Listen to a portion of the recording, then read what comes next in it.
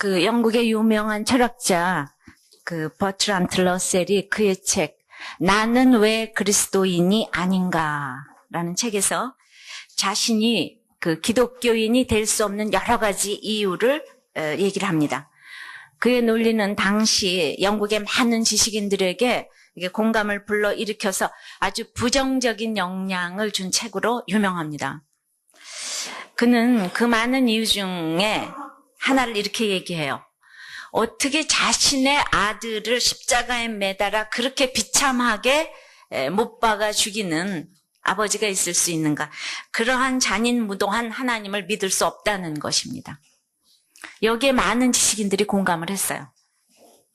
여러분들 십자가에 달린 참혹한 예수님의 모습은 무엇을 뜻합니까? 러셀이 본 것처럼 하나님의 잔인함을 보여주는 것입니까? 아닙니다.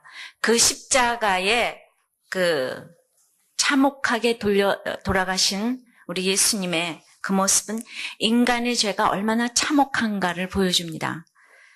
우리의 죄값을 담당하시는 십자가 위의 예수님의 그 모습에서 우리는 죄에 대한 심판이 얼마나 비참하고 무서운가 이걸 볼 수 있어야 합니다. 죄로 인해 짓눌린 인간의 참혹함을 볼 수 있어야 합니다. 그러면 첫째, 어떤 사람이 그러니까 어떤 죄를 짓는 사람이 심판의 대상이겠습니까? 우리가 그 1절 앞에 상반절만 다시 한번 읽어보겠습니다. 시작. 그러므로 남을 판단하는 사람아. 그러니까 여기까지입니다. 누가 심판의 대상인가의 첫 번째 사람이 남을 판단하는 자라고 합니다. 우리가 로마서에서 복음이 차별이 없다고 했어요. 또 18절서부터는 차별이 없는 진노, 그 똑같은 복음이 차별이 없다고 했는데 진노도 차별이 없다고 했고, 이제 그 내버려두는 진노에 대해서도 들었어요. 지난 시간에는 특별히 1장 18절, 24절서부터 그 내어버려두는 진노에 대해서 거기에 성범죄가 나왔고 성범죄의 클라이막스인 동성애가 나왔고 불의와 추악과 탐욕과 악의와 살인과 이런 개탄할 죄의 목록 21가지 목록을 세밀하게 언급하면서 인간이 얼마나 악한 죄인인가를 말씀하시고 이 죄들이 사형에 해당한다고 말씀하셨어요.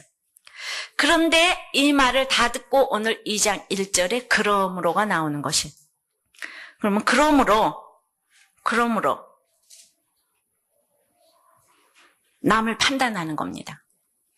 그러니까 특히 하나님과 접촉점이 있었던 이 사람들은 자기를 착각하면서 남을 판단해요. 그래서 주로 지난 시간에 읽었던 죄의 목록들은 불신자의 목록이라고 하면 오늘 2장에서부터 나오는 목록은 신자의 목록이라고 할 수 있는데요. 그래서 불신자는 주로 성범죄, 신자는 주로 판단죄가 여기서 나옵니다. 하나님이 이 세상을 죄에 있다고 정죄하셨는데 자기는 아니라는 거예요. 하나님이 분명히 지금 유죄로 확정하셨는데 그러면 우리가 어떻게 구원을 얻을 수 있겠느냐고 사실 심각하게 엎드려서 고민을 해야 되지 않겠습니까? 누구도 예외 없이 이 세상은 죄의 공장이다. 너희들은 사형에 해당한다. 그러면 예수님이 돌아가실 때도 너희 중에 나가 하늘 팔리라.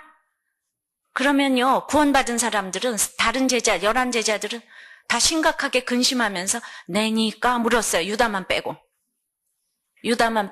잡아 죽일 유다만 빼고. 근데 이렇게 죄인이라고 하는 것에 대해 자기는 아니라고 생각한다는 거예요.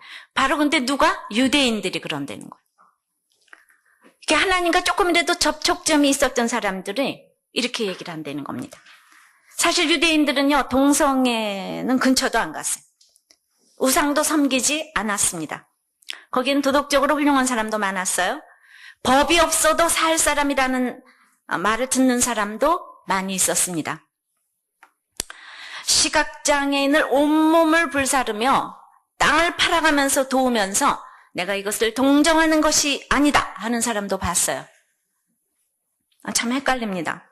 이렇게 선한 사람을 향해 당신이 죽을 죄인이다 말하는 것이 쉽지도 않고 또 그렇게 말을 해도 놀라지도 않습니다. 도무지 해당 사항이 없다고 생각을 합니다.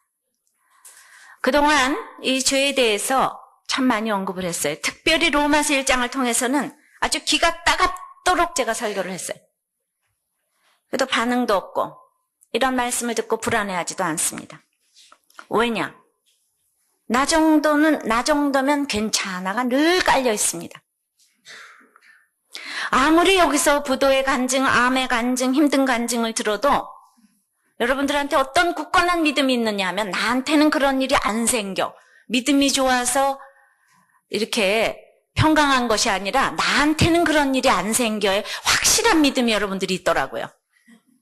삼풍 아파트가 무너져도 나한테는 안 생기고 대구 지하철 화재가 생겨도 나한테는 안 생기고 그래서 내가 죄인이라는 이 말씀에 엎드릴 수도 없기 때문에 이런 사람이 남을 판단하는 사람이 되는 것입니다. 그래서 설교 시간 내내 죄 얘기만 하는데도 끝날 때 보면 전혀 무표정한 얼굴로 나가는 사람들이 많습니다. 또는 자기의 인격이 훌륭하기에 죄 얘기에 분해하는 사람도 있어요. 이런 사람이 판단하는 죄를 짓는 것입니다. 그러나 오늘 1절에 보면은 그 두 번째 다음에 읽습니다. 다 같이 다시 한번 읽습니다. 그러므로 남을 판단하는 사람아 물론 누구든지 내가 핑계치 못할 것은 남을 판단하는 것으로 내가 너를 정죄함이니 판단하는 내가 같은 일을 행함이니라. 그러니까 죄가 자기를 증거한다고 나는 죄 없어요, 죄 없어의 강한 부정은 긍정이라는 사실을 아셔야 돼요. 내가 너를 정죄한다고 했어요. 그래서 남을 판단하는 사람은 이퀄 자기 죄에 대해서는 둔감합니다. 이 성경 말씀이 이렇게 얘기를 하고 있어요. 악한 일을 직접 한 자나 판단하는 자나 같은 일을 행함이라고 지금 1절에도 3절에도 나옵니다. 참으로 예수 믿고 나서 문제가 이 판단인 것 같아요. 왜 판단을 하겠어요? 자기가 판단을 함으로 자기가 선하다는 것을 너무나 과시하고 싶은 욕구가 맹렬히 있습니다. 자, 이웃은 판단의 대상이 아니라 섬김의 대상입니다. 이 진리를 모르면 심판의 대상이 될 수밖에 없어요. 남을 판단하는 사람은 이렇게 하나님의 판단을 피할 수가 없어요. 이방인들을 개로 여기며 정죄하고 판단하던 그들에게 이 3절 말씀에 하나님의 판단을 피할 줄로 생각하느냐 이렇게 말씀을 합니다. 우리가 9절에 봐도 악을 행하는 데는 유대인도 헬라인도 이방인도 믿는 사람도 차별이 없다고 합니다. 이 죄에는 이방인의 죄뿐만 아니라 잘 믿는다고 생각하는 유대인도 포함됩니다. 우리 모두 하나님 앞에 하나님의 판단 앞에 서야 합니다. 자, 그러니까 누가 심판의 대상이라고요? 첫 번째 남을 판단하는 자라고 했습니다. 두 번째는 3절인데요. 아는 것과 사는 것이 다른 사람입니다. 3절 읽어보겠습니다. 시작.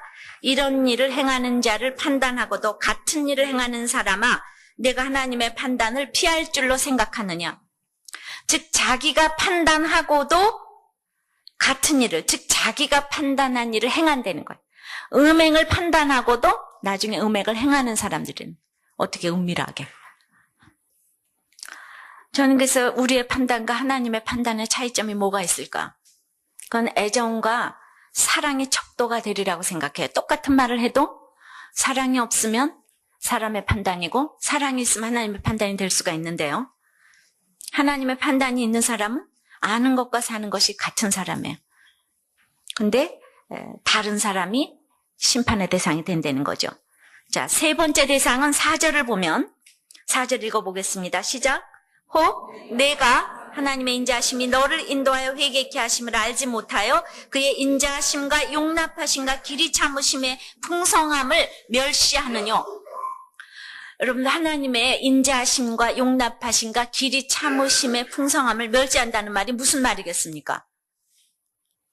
좀 저기한 표현으로 이렇게 배가 부르고 등이 따시면 이런 사람들은 자기의 노력으로 복이 왔다고 생각하는 사람들이에요. 그래서 어떻게 하나님의 인자하심을 멸시할 수가 있어요? 길이 참으심의 풍성함을 멸시할 수가 있어요.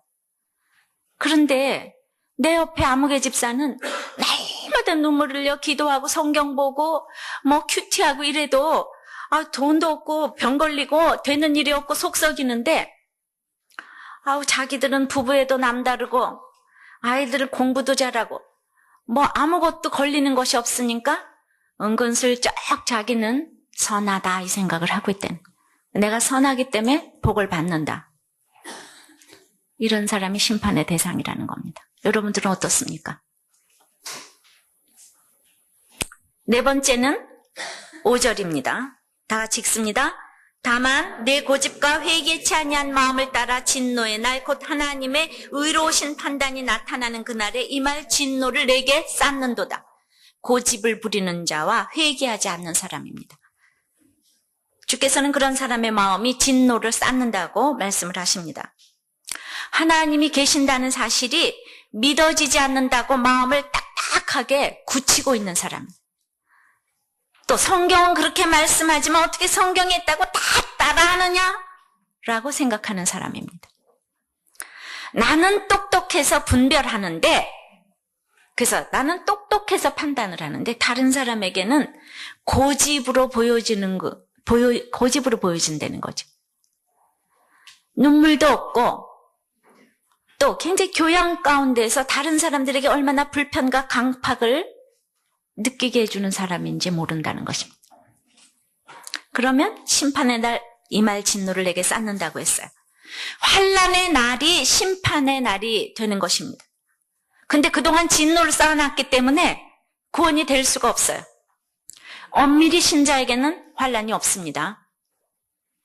근데 자기의 선이 얼마나 무가치한 것을 알 길은 환난밖에 없기 때문에 이 환난 가운데 자기의 무가치한 것을 좀 알려는 거예요.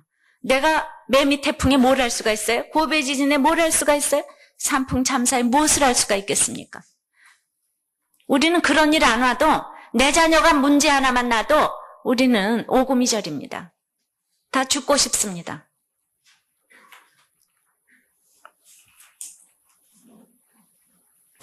그래서 이렇게 회개치 아니하고 고집이 많은 사람들이 심판의 대상이 됩니다. 이 세상에 있는 거의 모든 악들은 실제로는 교만의 결과로 보아야 할 것이라고 이 순전한 기독교에서 C.S. 루이스가 말을 했어요. 저는 아예 그분의 그 글을 좀 인용을 하겠습니다. 그는 교만은 결코 우리의 동물적 본성을 통해서 오는 것이 아니라고 그랬어요. 그것은 지옥에서 오는 거라고 그랬어요. 그래서 제가 지옥 뿌리에서 오는 교만이라는 얘기. 그것은 순전히 영적인 것이며 훨씬 교묘하고 치명적이라고 했어요. 주정뱅이, 창녀 등 이런 사람들 사이에서는 아름다운 우정과 농담이 오고 가는 것을 본다고 했습니다. 그러나 허용된 사람이 칭찬과 갈채와 찬미를 원하는 것은 겸손한 잘못이라고 했어요. 잘 들으세요. 오늘 겸손한 잘못이 있고 지옥의 잘못이 있어요. 악마적인 교만은 다른 사람을 멸시하여 상대방이 자기를 어떻게 생각하는지 상관이 없을 때 임합니다. 그러니까 표면으로 드러나는 가문 자랑, 학교 자랑, 이런 자식 자랑, 이건 낮은 수준의 교만이라는 거. 도리어 철저한 교만은 그 허영을 억제할 때 임한다는 거예요. 하여튼 이 교만은 다른 모든 악으로 이어집니다. 교만은 본질적으로 경쟁적인 반면에 다른 악들은 우발적으로 경쟁적이 된다는 것을 분명히 기억해야 합니다. 도피성에서 우리가 고살자, 부지 중에 살인한 자 했지 않습니까? 그러니까 당신을 자랑스럽게 만들어주는 것은 다른 사람들과의 비교, 즉 다른 사람들보다 우월하다는 기쁨. 이것이 지옥에서 올라온 교만이라는 겁니다. 이 경쟁심이 사라지면 교만도 사라져요. 이 교만이 본질적으로 경쟁적이라는 거예요. 근데 자기가 우월해야 되기 때문에 지옥 교만의 특징이 판단을 일삼는 거예요. 늘 내가 선해야 되기 때문에. 어떻습니까? 이거는 지난번에 말했던 죄하고는 또 기본이 다릅니다. 살인과 음욕과 방탕과는 또 다른 죄악입니다. 그래서 이런 사람들에게 두 번째는 진리를 따라 행하지 않는 자에게 하나님의 참혹한 심판이 있다고 말씀을 합니다. 첫 번째는 누가 대상인가 있습니다. 네, 두 번째는 그래서 이런 사람들에게 참혹한 심판이 있어요. 저는 죄는 사람이 기준이 아니라 하나님이 기준이라고 했어요. 즉 진리가 표준이라고 했어요. 근데 길다 짧다를 어떻게 결정하겠습니까?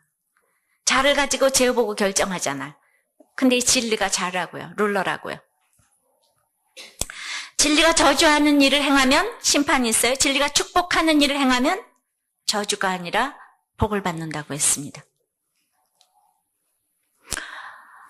1963년에 그 고재봉이 살인을 했어요. 유명한 도끼로 살인한 사건. 이 사람은 참 유명해요. 지금 몇십 년이 지났는데도 너무 유명해. 근데 그 사람이 저는 오늘 참 고재봉에 대해서는 제가 워낙 어렸을 때 들은 얘기가 돼서 정말 이런 설화 저런 설화 끊임없이 많이 있습니다. 또 다른 그 부분의 고재봉을 볼 수가 있었어요. 어떤 그래서 저는 그 사람이 도끼로 살인을 했다고 해서 고재봉만 죄인일까 이 생각을 해보았어요. 그 사람은 고아였어요. 시골에서 자라서 아무도 없는데 그 중대장, 그 유명한 중대장 박중영 집에 가서 허드렛 일을 해줬습니다. 그런데 이 사람이 고아, 옛날에 먹을 것이 없었던 그 시절입니다. 그래서 그 먹는 것에서부터 또 죄가 시작됐어요. 그렇게 허드렛 일을 해주면서도 그 집에서, 박중영 집에서 그 당시 금액으로 950원어치 동태하고 먹을 거를 훔쳐 나왔어요. 그 집 부엌에 들어가서. 그런데 그 집에 그 가정부가 그거를 박중영한테 일렀어요. 근데 박중영이 그것을 군법에 고발을 한 거예요. 그래서 이 사람이 실형을 살았어요. 또 고재봉이 그 애인이 있었는데 그 애인과의 교제를 장병들 앞에서 또 비하를 했다고 합니다. 그러니까 그래서 애인이 변심을 했어요. 이 사람 고아예요. 아무것도 바랄 것이 없어요. 근데 박중영 때문에 감옥을 갔다 왔어요. 애인 뺏겼어요. 그럼 여러분이 고재봉이라면 어떨 것 같아요? 내가 처자식이 있는 것도 아니고 내가 누구 때문에 살아야 된다는 생각도 없는데 얼마나 분하겠어요. 그래서 술을 먹고 탈영을 해서 그 탈영한 얘기는 너무나 유명합니다. 그 편지를 애인한테 온 편지를 부대 장병들한테 계속 비하를 하면서 읽어줬어요. 그래서 어떤 날 부대 장병 다 모인 앞에서 아주 워카발로 이 머리를 짓밟았다 그래요. 그랬을 때 여러분들 같으면은 살인 안 하겠습니까? 그 사람 탈영했어요. 그래서 술 먹고 박중영을 죽이겠다고 갔는데 놀랍게도 이중영 가족을 죽인 거예요. 박중영이 피해갔어요. 그러면은 여러분 생각해 보세요. 고재봉은 감옥 갔기 때문에 죄인이고 박중영은 이중영이 대신했으니까 너무 복 받았습니까? 저희는 미움만 품어도 살인이라고 했어요. 그래서 저는 항상 한 발 더 앞서 생각해야 되는 것이 있습니다. 누가 죄인인가? 날마다 따질 때 누가 잣대를 재냔 말입니다. 이것이 바로 진리대로 판단받는 것이죠. 드러난 것으로 판단하는 것이 아니라 누가 더 죄인이겠냐 말입니다. 저는 어떤 목사님이 교회를 이제 지방으로 개척해서 가셨는데 몇 년 만에 그곳의 땅값이 너무 올랐다는 거. 그래가지고 그 교회를 따라간 교인들까지도, 거기 집 사가지고 따라간 교인들까지도 집이 너무 올라서, 이 목사님 하시는 말이, 이분이 너무 존경하는 목사님인데, 사실 솔직히 내가 목사라도 돈이 있으면 땅을 사고 싶다는 말씀을 하셨어요. 그러면서 어떤 얘기를 하시는 거 아니? 자, 목사들이 이렇게 세습 문제부터 욕심 부분이 처리가 안 되는 사람들이 그렇게 많은데, 그 15절에 보면 세상 사람들에게도 양심이 있다 그랬잖아요? 양심의 잣대로 판단한다 그랬잖아요? 그런데 기업인들 중에서 땅 안 사고 공장 굴려서 운영하는 사람들이 이분들이 대단하다는 생각을 하게 됐다는 거예요. 옛날에는 아무런 자기가 무슨 부동산을 하는가, 그래서 나하고 상관도 없는 거다 이렇게 생각을 했는데, 그러고 나서 보니까 몇 년 동안 공장 안 굴리고 그냥 땅 사뒀으면 저절로 땅 짓고 헤엄치기인데, 그러니까 우리가 그 환경이 되면은 누구라서 안 하겠냐 말입니다. 어떤 집사님이 그랬어요. 자기는 땅을 먼 지방에 사뒀는데 그냥 서울 근교에 아파트를 하나 사뒀으면 지금 올라갔을 텐데, 거기는 하나도 안 올라가서 부동산 얘기만 나오면 그냥 쌍수를 들고 일어나서 막 비판하고 싶다는 거예요. 근데 자기 그 가진 부동산이 올라갔으면 그런 얘기 절대로 안 할 건데.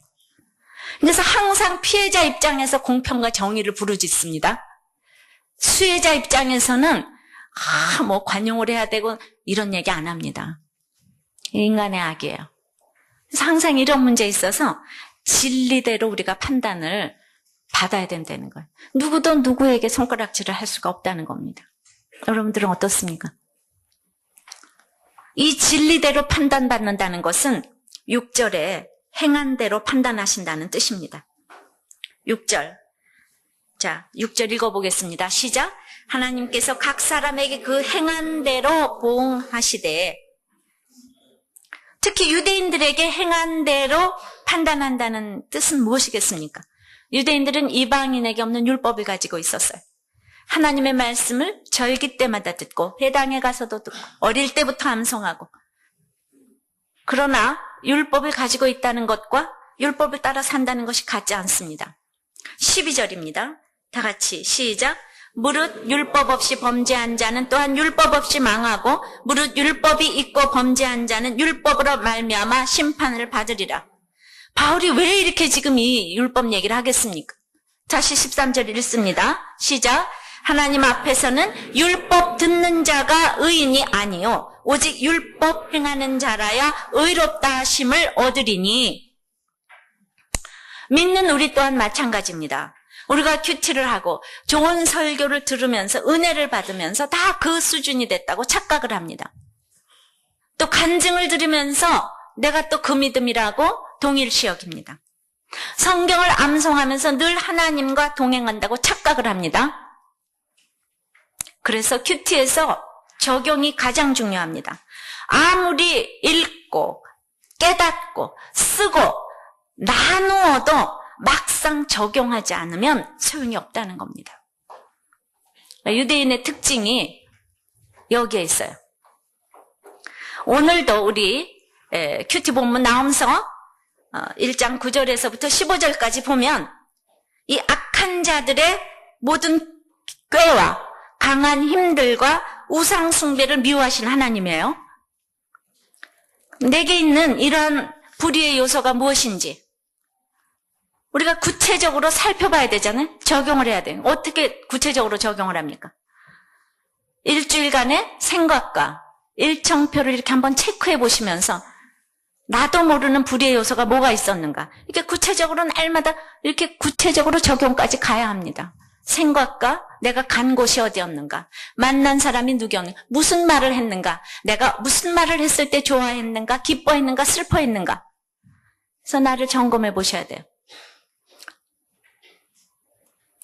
이제 개인 적용뿐만 아니라 이 교회의 적용도 날마다 말씀을 앞만 들으면 뭐합니까? 전 교회 적용도 항상 충분치 않다고 생각을 합니다. 이제 개척교회 한 지 1년이 됐어요.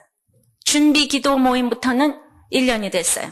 근데 개척교회라면 재정이 거의 다 목사 사례비와 뭐 주택과 차량비로 나가는 편이에요. 밖으로 돌릴 생각을 못 합니다. 그러나 제가 아직 생활을 할 수 있기 때문에 사례를 교회로부터 받지 않고 있어요. 그래서 여러분과 같은 입장으로 제가 교회를 섬기고 있습니다. 그래서 밖으로 많이 내보내고자 해도 그래도 모든 재정이 선교, 구제 장학으로 쓰여지지는 않습니다. 그것이 쉽지가 않아요. 제가 50%, 60%, 70% 이렇게 내보내기로 생각을 해도 그러나 준비기도 모임부터 저희 집에서 시작한 모임부터 1년간 선교도 지금 10곳 이상을 후원하고 있고 또 절기헌금은 전액을 지금 북한과 이라크가 수재민 등을 통해서 다 정말 아주 우수리까지 다 보냈습니다. 처음부터 그렇게 시작을 했어요. 전 원하기는 교회는 그런 일만 하고 무슨 일 건물이나 땅을 누군가를 통해서 기증받았으면 하는 바람도 있습니다. 왜냐하면 이 불교의 능인선원이라는 데가 있어요. 양재동에 가다 보면 그 좋은 땅을 그 좋은 곳에 노 대통령 시절에 허가를 받아서 지었어요. 그러면 부처님보다 하나님은 더 크시지 않겠습니까? 그런데 제가 교회를 짓지 아니하고 나는 학교에서 교회를 하면 좋겠다. 이런 소망과 기도를 피력을 했더니 지금 그대로 이루어졌잖아요. 그걸 보면 이 소원이 하나님의 뜻에 합당하면 하나님이 주시는구나 이것도 체험을 합니다. 어떻게 이렇게 내가 학교에서 교회를 하고 싶다고 이 강남 한복판에 이렇게 휘문학교 여기 미션스쿨 다니는 데를 할 수가 있겠는가. 그러니까 입을 크게 열기를 바랍니다. 기적 같은 일이 일어났어요. 그러나 교회는 구원의 공동체이므로 이 재정이 구원을 위한 일에 쓰여져야 하기 때문에 그것이 꼭 선교 구제만 해당하는 것은 아니라는 것을 알게 됩니다. 이 처소가 있어야 말씀을 듣게 되고 가치관이 변하게 되면 구제받는 정도와는 비교도 안 되는 이 고기 낚는 법을 알게 되지 않아요? 그래서 예배 처소가 아주 중요합니다. 그런데 무조건 이웃을 돕다가 갑자기 나가라 하면 길거리에 앉을 수는 없잖아요. 이 휴문이 기독교 학교가 아니고 선교 마인드로 빌려준 교회가 아니기 때문에 이렇게 와서 있다 보니까 이제 언제 나가라 할지 모릅니다. 날마다 풍전등화. 그래서 이 교회 적용도 어떤 것이 옳은지 늘 기도를 합니다. 그래서 내 개인의 적용, 교회 적용, 말씀을 듣고 구원의 공동체인데 그래도 처음부터 이렇게 선교를 하게 하셨어요. 아무것도 없는 주제에 교회 건물도 없는 주제에 그것부터 하게 하셨어요. 그래 보면 하나님은 우리의 은밀한 것까지 심판하시기에 동성의 성적 타락이 또한 재물에 대한 욕심이 이방인에게만 있는 것이 아니고 유대인도 그것에 흥미를 느끼고 타락성이 있다는 것입니다. 남편과 아내와 내 가족이 모르는 은밀한 죄는 없습니까? 근데 세 번째는 심판을 피하는 길이 있다고 합니다. 3절에 보면 반드시 내가 하나님의 판단을 피할 줄로 생각하느냐. 반드시 심판은 오지만 그 심판을 피할 길이 있다고 합니다. 비참함에서 벗어나는 길이 있대요. 그런데 2절 다 같이 읽어보겠습니다. 이런 일을 행하는 자에게 하나님의 판단이 진리대로 되는 줄 우리가 아노라. 사람의 판단과 하나님의 판단이 다르기에 이 진리를 알아먹을 우리가 있어야 돼요. 그러니까 판단만 하는 사람들끼리 모여서 지체인 줄 착각할 수가 있습니다. 그런데 하나님의 판단이 가슴 속에 있는 사람들끼리 모여야 우리입니다. 아까 사람의 판단과 하나님의 판단의 척도는 사랑과 애정이라 그랬죠. 사랑과 애정의 그 하나님의 심장을, 예수 그리스도의 심장을 품은 사람들끼리 모여야 우리입니다. 이 우리가 있는 목장 모임에 열심히 참석하시기 바라요. 예. 참 변할 것 같지 않는 남자분들도 이렇게 변화되는 걸 보면서 말씀에 참 힘이 크다는 걸 생각합니다. 4절에 보니까 하나님의 인자하심이 우리를 인도할 때 그 인도하심을 멸시하지 말고 따라 회개하시기 바랍니다. 6절, 7절에도 보니까 참고 선을 행하여 영광과 썩지 아니함을 구하는 자에게는 영생으로 보응하시는 것을 믿으시기 바랍니다. 선을 행한다는 것이 무엇입니까? 선이 처음 언급된 것은 선과 악의 그 지식의 나무예요. 하나님의 말씀을 따라 사는 것이 선입니다. 모든 것을 먹어도 좋으나 이 나무 열매만은 손대지 말라고 하셨어요. 하나님께서 주신 사명, 즉 하나님께서 만든 아름다운 세상을 다스리고 지키는 일을 자기 일로 하는 것이 선입니다. 아담과 하와가 이를 거부함으로 첫 악을 행했어요. 근데 16절 읽어보겠습니다. 시작. 곧 내 복음에 이른 바와 같이 하나님이 예수 그리스도로 말미암아 사람들의 은밀한 것을 심판하시는 그날이니라. 내 은밀한 것이 예수 그리스도 안에서 심판을 받을 때요, 도리어 구원의 길이 될 수 있는 걸 믿으십니까? 이 4절에 아까 길이 참으심의 하나님, 길이 참으심의 풍성함을 멸시했다고 그랬는데 그 길이 참으심, long suffering, 길이 참으심의 하나님을 생각해 보세요. 하나님이 얼마나 고통이셨겠습니까? 나 때문에 참느라고. 근데 회개케 함을 알지 못하여 이 풍성함을 멸시하여 회개를 거절하면요, 이 5절처럼요, 회개를 거절하는 하루하루가 진노를 쌓아두고 있는 것을 말하는 것입니다. 이제 내 인생에서 회개하지 않아도, 다리가 부러지지 않고, 또 부도도 안 나고 암도 안 걸렸기 때문에 이렇게 교양 있고 상식적인 삶을 가장하면서 계속 비판과 판단의 인생을 사시겠습니까? 그래도 나 정도면 선하지 라는 마음을 버리시기 바랍니다. 그것이 가장 문제예요. 인생은 전적으로 타락했어요. 선을 행할 능력이 1%도 없어요. 도무지가 없어요. 테레사 수녀가 구원을 받았냐, 누가 이렇게 홈페이지에 썼던데 그 얘기가 아니고, 구원받았는지 안 받는지 제가 모릅니다. 그러니까 그분의 선행이 너무 대단하시기 때문에, 너무 대단해서 우리가 엄두를 못 낸다는 얘기를 했어요. 그래서 제가 원하기는 그분이, 나는 너무나 아무것도 할 수 없는 죄인인데 이런 일을 행했다 하면 우리가 할 수 있는 마음이 생기는데, 그런 얘기가 이제 언급 안 됐다는 거, 그 얘기를 제가 한 것입니다. 이 고재봉을 악하다고 판단하기보다는 주님의 사랑으로 다가갈 때 이 사람을 변화시킬 수가 있지 않겠습니까? 그래서 고재봉이 변화가 됐어요. 이 고재봉이 한 달 만에 붙들렸는데 얼마나 포악했는지 모른대요, 참. 감옥 속에서 간수가 자기를 좀 쳐다본다고 기분 나쁘게 생각하고는 자기의 손가락으로 간수의 눈을 찔러서 피를 흘리게 했대. 감옥에서 괜스레 자기의 머리를 벽에 들이받아가지고 그 안에 있는 사람들의 그 간담을 서늘하게 만들었대. 결국 사형 선고를 받았어요. 죽을 날만 기다리고 있는 거예요.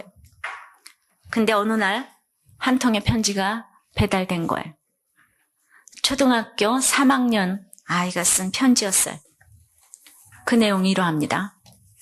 고재봉 아저씨, 사람들은 아저씨를 살인마라고 부르면서 무서워하지만 저는 아저씨 사진을 봤는데 그렇게 보이지 않아요. 아저씨가 그런 일을 한 것은 진짜 마음으로 그런 게 아니지요. 교회에서 배웠는데 예수님이 돌아가실 때 예수님 옆에서 어떤 강도도 사형을 당했대요. 그런데 교회 선생님 말씀이 그 강도도 하늘나라에 올라가서 예수님과 함께 있게 되었대요. 죽을 때 회개하고 예수님을 믿었기 때문이랍니다. 그러니 아저씨도 이제부터는 예수님을 꼭 믿으세요. 실은 어제 저는 친구들과 싸움을 했어요. 친구들은 아저씨가 무서운 사람이라고 했고 저는 아니라고 했거든요. 아저씨, 저는 요즘 아저씨가 하늘나라에 들어갈 수 있게 해달라고 기도해요. 매일 예수님께 기도드리고 잠들어요. 아저씨도 너무 슬퍼하지 마시고 저처럼 꼭 기도하고 주무세요. 또 편지 드릴게요. 이 어린 소녀의 편지 한 통이 이 완악한 고재봉의 마음을 찢어질 듯이 아프게 만들었다는 것. 또 시골교회 목사님이 쓴 편지에는 고군에게 눈물로 호소합니다. 인간은 누구나 다 죄인입니다. 누구나 다 똑같이 지옥에 갈 죄인이지만 예수님은 우리의 죄를 위해서, 특히 고재봉 군을 위해서 십자가를 지시고 죽으시고 부활하셨습니다. 부활하신 예수님은 이제 영원한 처소를 예비하고 계십니다. 이런 눈물 어린 기도와 사랑의 편지가 고재봉의 마음을 움직였습니다. 결국 그는 하나님의 은혜와 예수 그리스도의 은혜로 더불어 그 얼어붙었던 마음이 완전히 녹아서 옥중에서 예수 그리스도를 자기의 구세주로 영접을 했습니다. 죽을 날이 얼마 남지 않은 고재봉이 밤새워서 성경을 읽기 시작했어요. 그리고 힘써 동료들에게 예수 그리스도를 증거하기 시작했어요. 이분이요, 얼마나 바뀌었는지 그냥 그 강력범사를 돌면서, 그러니까 제가 이게 들리는 소리로는 사형이 이렇게 자꾸 연기돼서 한 2년 정도 연기가 돼서 막 3,000명을 전도했다, 이 얘기를 들었습니다. 근데 맨 처음에 이랬다는 거예요. 강력범사에 들어가가지고, 야, 내가 사형을 받았는데 너 하나 죽이기로써니 내가 더 벌이 세질 것도 없다. 예수 안 믿어? 이랬대요. 그래서 첫날에 5명 영접. 근데 그게 이제 사랑의 그거죠. 이제 그러다가 점점 달라졌는데 어떤 목사님보다도 파워풀했다는 거예요. 근데 여러분들, 이 고재봉이 있도록 제일 수고한 사람이 지금 누굽니까? 예? 박중영 아닙니까? 그러니까 지금 30-40년이 지나갔는데 박중영은 지금 이렇게 악역을 감당하고 고재봉은 지금 그렇게 변화돼서 몇천 명을 전도한 엄청난 역할을 하고 간 것입니다. 그런데 박중영처럼 지식 있고 권세 있고, 그래서 그 사람, 그 불쌍한 것을 공감하지 않은 그 사람이 하나님의 판단을 받을 사람 아니겠습니까? 우리는 지식이 없어도 좋아요. 아무것도 몰라도 좋아요. 이 초등학교 3학년 학생처럼 그냥 내가 만난 예수님을 전하는, 이거를 하나님께서 너무나 기뻐하신다는 겁니다. 고재봉이 마지막에 가장 미안하게 여겼던 것이 그 이중령 가족이잖아요. 이중령 가족에게 편지를 쓰고 자기를 양아들 삼아달라고 얘기를 하고, 그런 일도 그렇게 있을 수가 있어요. 가만히 있다가 애매하게 간 것 같지만은, 그러나 지금 우리가 몇십 년이 지나서 또 이중령 가족은 얼마나 큰 일을 했습니까? 모세 때 살인했다고 영아들이 다 불쌍합니까? 우리는 하나님은 무조건 다 오르시기 때문에. 근데 내가 바로 현대판 지금 박중령이 아닌가, 이거를 생각해 보시기를 원하는 것입니다. 드디어 그 사형을 집행하는 날 고재봉이 웃으면서 동료들에게 작별을 했는데, 내가 먼저 하늘나라에 가서 기다릴 테니까 이제 오기 바란다고 마지막 소원을 물었어요. 제가 마지막으로 찬송을 한 곡 부르고 싶다고. 제가 찬송을 부르고 있을 적에 꼭 웃고 있을 때 나를 쏴달라고. 그래서 그 545장 하늘 가는 밝은 길이를 부르는데 계속 철철 눈물을 흘린 거예요, 고재봉이. 찬송을 부르면서 계속 눈물을 흘리는데 1절, 2절 부르고, 그런데 이제 3절 마지막 부분에서 이 사람이 진짜 그냥 평화스럽게 웃었다는 것. 그때 딱 방아쇠를 당겨서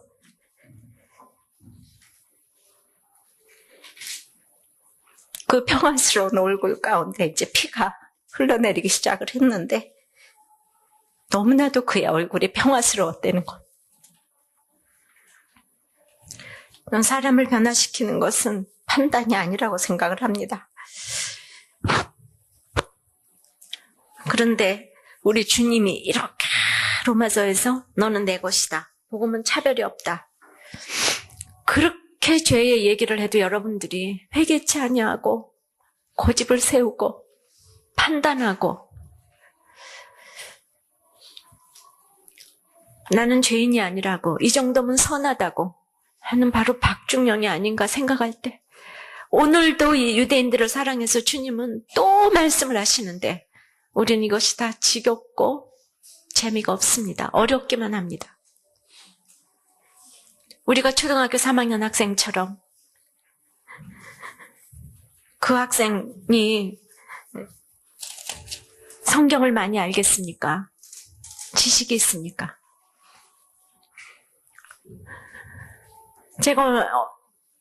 전 남편의 구원 때문에도 정말 안타까워했는데 이 사람도 자기가 죄가 없다는 게 18번이잖아. 남들에게 언제나 인정만 받으니까, 칭찬만 받으니까. 그러니까 여러분들한테 이 진리의 잣대가 움직여서 내가 얼마나 천국 가는 날까지 죄인인가를 이거를 좀 보시기 바랍니다. 모든 구원은 자기의 죄를 인식하는 데서부터 출발이 되는데 그것이 안 돼서 오늘 방아쇠를 당기면 여러분들 지옥에서 눈을 뜨시겠습니까?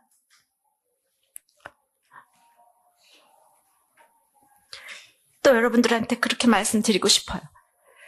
내가 오늘 나의 나된 것은 박중영이 있었기 때문에 고재봉이 있는 것. 고재봉도 용서하시는 하나님인데 우리가 누구를 용서하지 못하겠습니까? 아내를, 남편을, 자녀를, 부모를 지금 그렇게 미워하고 있습니까? 이런 악마 같은 고재봉도 그 아이의 편지 하나에 마음이 움직였어요. 내 옆에 있는 이 고재봉은 누구고 박중영은 누군가 생각을 할 때 우리 하나님한테 그저 맡기고 기도했으면 좋겠어요. 사람을 변화시키는 것은 판단이 아닙니다. 그리스도의 사랑 안에서만 가능합니다. 말씀을 맺으면서 기도하기 바랍니다. 우리 모두는 믿건 아니건 하나님의 판단의 대상입니다. 그런데 내가 판단하는 것이 무엇입니까? 고재봉도 용서하신 하나님이십니다. 진리로 판단하십니다. 행위로 판단하십니다. 은밀한 것까지 판단하십니다. 이 땅에서 심판받는 것은 구원의 길이기도 합니다. 그래서 예수 그리스도 안에서만 피할 길이 있습니다. 다 같이 기도하시겠습니다. 아버지 하나님, 우리는 모두 믿건 안 믿건 하나님의 판단의 대상인 것을 오늘 다시 알았습니다. 그러나 아버지, 불의와 악의와 살인과 탐욕과 아버지 동성애와 모든 이런 얘기를 하면서 아직도 그래도 나는 선해 하면서 남을 판단하는 적이 얼마나 많이 있습니까? 주님, 하나님께서 참으로 박중영을 사랑했는지, 고재봉을 사랑했는지, 초등학교 3학년 학생을 사랑했는지, 주님 그 박중영의 입장에 서 있을 때가 얼마나 많은지 모르겠습니다. 주님 불쌍히 여겨주시옵시고 진리로 행위로 은밀한 것을 판단하시는 주님,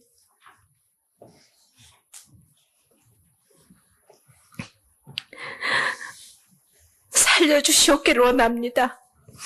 정말 이 죄를 생각할 때마다. 그런데 아직도 심판의 대상이 되어서 고집 가운데 있고 하나님의 길에 참으심의 풍성함을 멸시하면서 이 판단의 죄를 지으며 정말 악의와 살인보다 더 더한 죄를 짓는, 고재봉보다 더한 죄를 짓는 우리들이 있다면 주님 불러주시옵소서. 주님의 길이 참으심을 멸시하지 않기를 원합니다. 주님, 이렇게 아버지 하나님 안타깝게 복음을 전하고 간 이 고재봉에 이런 아버지 하나님 예수 그리스도를 초청을 저희들이 받아들이기를 원합니다. 주님, 이 시간 정말 주님의 음성을 듣고 저희들이 마음 문을 열고 이제 참으로 모든 이방인의 죄, 믿는 사람의 죄에서 나오기를 원합니다. 앞으로도 저희들 갈 길이 많습니다. 그러나 주님, 나는 부족하여도 영접하실 터이니 그 예수님이 나를 영접해 주시기를 원합니다. 감사합니다.